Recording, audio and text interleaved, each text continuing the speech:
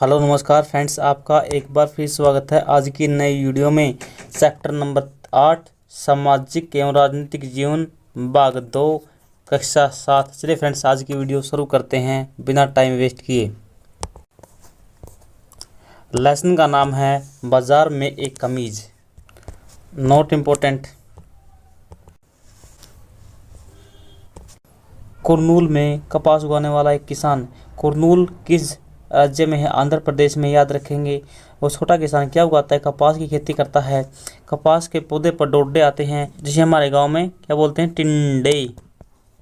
टिंडे बोलते हैं। और चटक को बोलते हैं कपास का खिलना। सपना चुनने में व्यस्त हो जाते हैं। जो कपास है उनको सुनने के लिए सपना है अगस्त क्या हो जाती है, उसमें व्यस्त हो जाती है, बिजी हो जाती है। डोडे जी में रुई भरी रहती है। चटक एक नहीं खुलते, सभी एक साथ नहीं खुलते हैं, धीरे धीरे कपास खिलती रहती है, कई दिनों तक काम चलता है।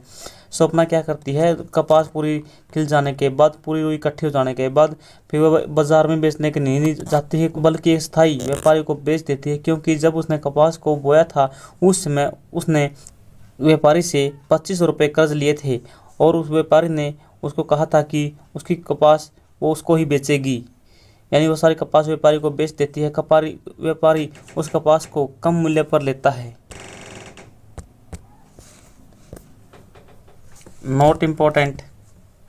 यहाँ पर कपास का पौधा दिखाया गया है। ये कपास पर क्या लगी? कपास लगी है, जिसे रुई बोलते हैं। ये कोई इम्पोर्टेंट नहीं है। और बातें नोट इम्पोर्टेंट।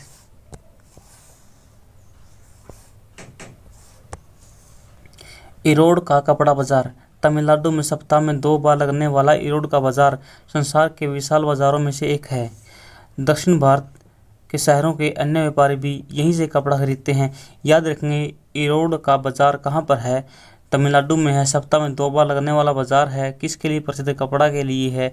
और दक्षिण भारत का सबसे मुख्य व्यापार यही है, कपड़ा का। बाजार के दिनों में आपको वे बुनकर भी मिलेंगे जो व्यापारियों को के ऑर्डर के अनुसार कपड़ा बनाते हैं। यानी जो बुनकर होते हैं व्यापारियों के इच्छा अनुसार कपड़ा का बुनाई करते हैं। जो निर्माता हैं और निर्यातक हैं, इनके ऑर्डर अनुसार कपड़ा और उपलब्ध कराते हैं। कौन कराते हैं? जो बुनकर होते हैं वो। देख लीजिए, यहाँ पर इरोड के कपड़ा की दुकान दिखाई गई है।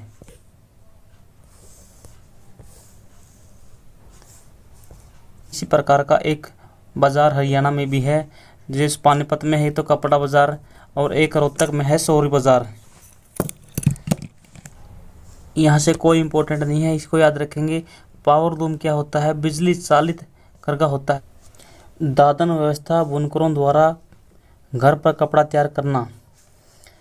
बुनकर व्यापारी से सूत लेते हैं और तैयार कपड़ा लेते हैं। यानी जो बुनकर होते हैं वो व्यापारी से सूत लेते हैं और तैयार कपड़ा करते हैं अपने घर पर, और वो वापस कपड़ा बुनकर को ही बेच देते हैं।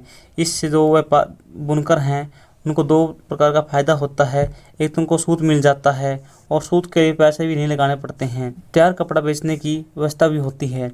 बुनकर को प्रारंभ में यह पता चल जाता है कि इसको कैसे कपड़ा बनाना है। यह दादन व्यवस्था बुनकरों द्वारा घर पर कपड़ा तैयार करना है। या दादन व्यवस्था का संबंध किससे है? जो बुनकर होते हैं अपने घर पर कपड़ा तैयार करते हैं इस व्यवस्था द्वारा। इसे बोलते हैं दादन व्यवस्था। कैसे होती है दादन व्यवस्था? चलिए आपको एक चित्र के माध्यम से समझाते हैं दादन व्यवस्था। इधर तो है बुनकर, इधर है व्यापारी। व्यापारी इससे क्या लेगा? तैयार माल लेगा, और व्यापारी से जो बुनकर है कच्चा माल लेगा। इस प्रकार यह व्यवस्था दोनों के बीच जो क्रिया होती है लेन देन की, इसको बोलते हैं दादन व्यवस्था।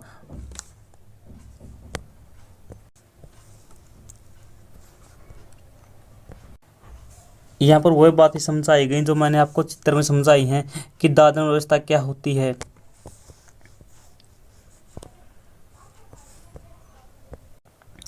यहाँ पर कोई खास बात नहीं, यहाँ पर ये बताई गई है जो बुनकर होते हैं उनको जो हथकरघा है, ये करघा लेने के लिए एक करघा का मूल्य 20,000 रुपये होता है। प्रत्येक बुनकर के पास 2 करघे तो अवश्य होते हैं। जो छोटे से छोटा बुनकर होता है उसके पास भी 2 करघे होते हैं। और 40,000 रुपये के है 2 करघे। इन करघों पर अकेले काम नहीं कर सकते हैं। कपड़ा बनाने के लिए बुनकर को पूरे परिवार के साथ और दूसरे वयस्कों के साथ 12 घंटे तक काम करना पड़ता है। यह पूरे कार्य के लिए महीने में लगभग 3500 रुपये ही कमा पाते हैं। देख लीजिए कितने कम पैसे कमा पाते हैं।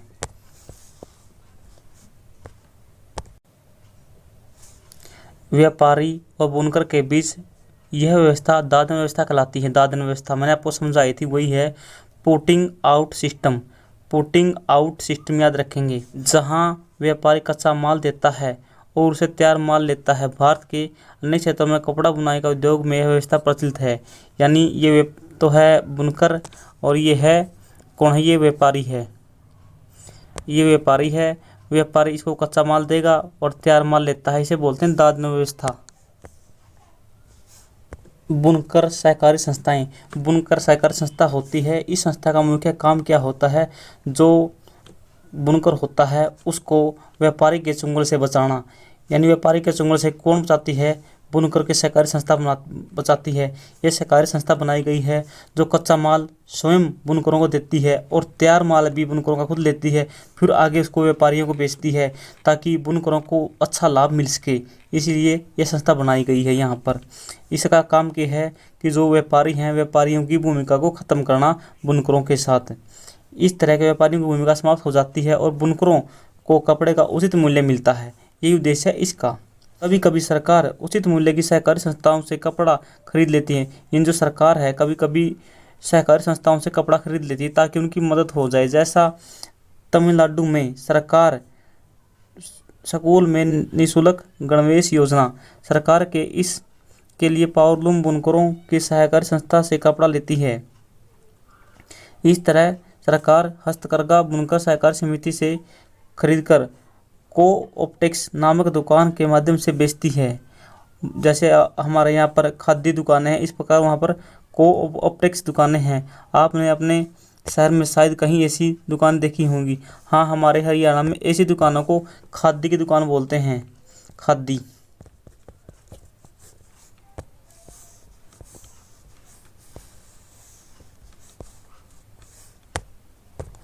दिल्ली के निकट वस्त्र निर्यात करने का कारखाना ईरोड कहाँ था? तमिलनाडु में एक कपड़ा बाजार था।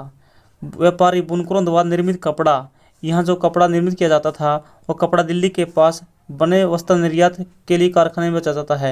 यानी यहाँ पर वस्त्र बनाए जाते हैं दिल्ली में कारखाने में और यहाँ से वस्त्र फिर दूसरे बाहर निर्यात किए जाते हैं। वस्त्र निर्यात वाली फैक्ट्री इसका उपयोग कमीज बनाने में करती है। जो वस्त्र निर्माता कंपनी है ये इसे क्या बनाती है, कमीज बनाती हैं।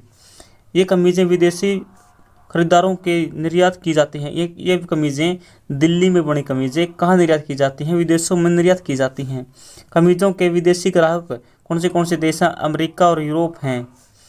जो स्टोर्स की श्रृंखला होती है, ये बड़े बड़े स्टोर्स होते हैं। स्टोर्स का मतलब स्टोरेज। ये बड़े बड़े स्टोर होते हैं जहाँ पर स्टोर की जाती है कमीज़ें। इन स्टोर के स्वामी केवल अपनी शर्तों पर व्यापार करते हैं। वे माल देने वाले से न्यूनतम मूल्य पर माल खरीदने की मांग करते हैं। साथ ही वे सामान की उच्चतम स्तर, यानी जो सामान है उसकी उच्च क्वालिटी होनी चाहिए, गुणवत्ता अच्छी होनी चाहिए। समय समय पर सामान देने की शर्तें भी रखते हैं। यानी समय पर सामान देने की शर्त भी रखते हैं। सामान जरा सा भी दोष मुक्त हुआ तो माल देने में जरा सी भी विलम्ब हुआ तो बड़ी सख्ती से निपटते हैं। इसीलिए निर्यातक इन शक्तिशाली ग्राहकों को निश्चित की गई शर्तों को भरसक पूरा करने की कोशिश करते हैं। वास्तविकता है ये। ईरोड का कपड़ा कहाँ आया? दिल्ली आया। दिल्ली में बनी कमीज कहाँ चली गई? दिल्ली की बनी कमीज अमेरिका और यूरोप में चली गई। जो ये यहाँ पर व्यापारी आते हैं, ये व्यापारी जो बुनकर होते हैं, जो कमीज बनाने वाले होते हैं, उनके साथ बड़े सख्ती से निपटते हैं। ग्राहकों की ओर से इस प्रकार बढ़ते दबाव के कारण वस्त्र निर्यात करने वाले कारखाने और खर्चे में कटौती करते हैं और वे काम करने वालों जहां तक संभव हो उनको न्यूनतम मजदूरी देते हैं, अधिकतम काम लेते हैं। इस तरह से वे अपना लाभ बढ़ाते हैं और विदेशी ग्राहकों को भी सस्ते दामों पर वस्त्र देते हैं।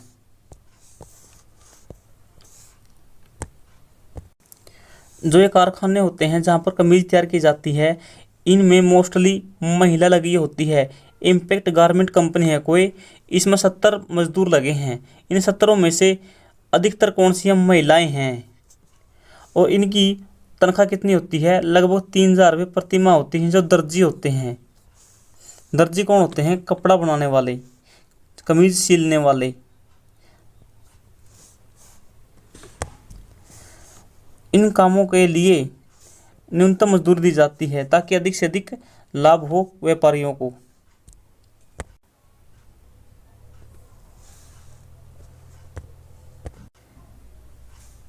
मजदूरों का भुगतान दिखाया गया यहाँ पर, कोई इम्पोर्टेंट नहीं है। दर्जी को 3,000 मिलते हैं, प्रेस करने वाले को 1.5 रुपया प्रति पीस मिलता है, जांच करने वाले को 2,000 रुपये प्रति माह मिलते हैं, धागा काटने वाले को 1,500 रुपये प्रति माह मिलते हैं। संयुक्त राज्य अमेरिका में वह कमीज जो भारत में बनी थी। संयुक्त राज्य अमेरिका के कपड़ों को की एक बड़ी दुकान है, कमीजें दिखाई गई इसमें। इनकी कीमत कितनी है? $26 रखी गई है।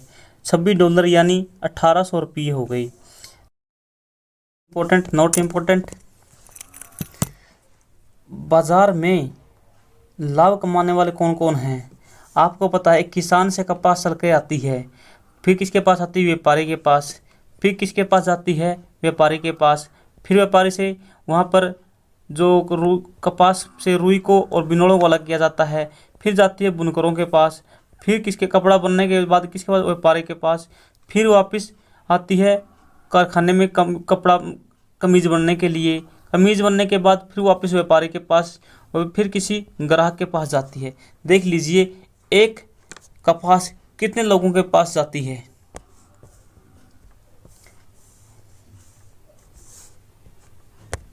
ये कोई काम की बात नहीं है अपना, फिर भी चल देख लेते हैं। विदेशी व्यवसायों ने बाजार में अधिक मुनाफा कमाया, उसकी तुलना में जो विदेशी व्यवसायी थे उन्होंने अधिक रुपया कमाया। किससे? हमारी कपास से, हमारे कपड़े से। उसकी तुलना में वस्त्र निर्यात का लाभ मध्यम श्रेणी का रहा।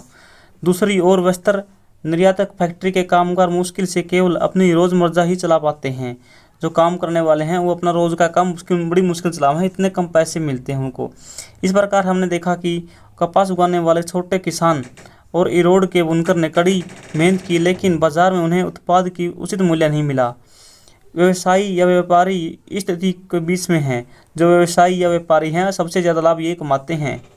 बुनकरों की तुलना में उनकी कमाई अधिक होती है, लेकिन निर्यातक की कमाई से बहुत कम है। सबसे ज़्यादा कमाई कौन करता है? निर्यातक करता है। इस तरह बाजार में सब बराबर नहीं कमाते हैं। प्रजातंत्र के अंतर्गत सबको बाजार में उचित मजदूरी मिलनी चाहिए। प्रजातंत्र है भारत में, सबको उचित मजदूरी मिलनी चाहिए। फिर भी चाहे वह कांता हो या सौंपना, यदि परिवार पर्याप्त नहीं कमाए तो फिर अपने आप को दूसरे के बराबर समझे कैसे। देख लीजिए यहाँ पर कितनी कमीज दिखाई गई हैं, कपड़े दिखाए गए हैं। Not important.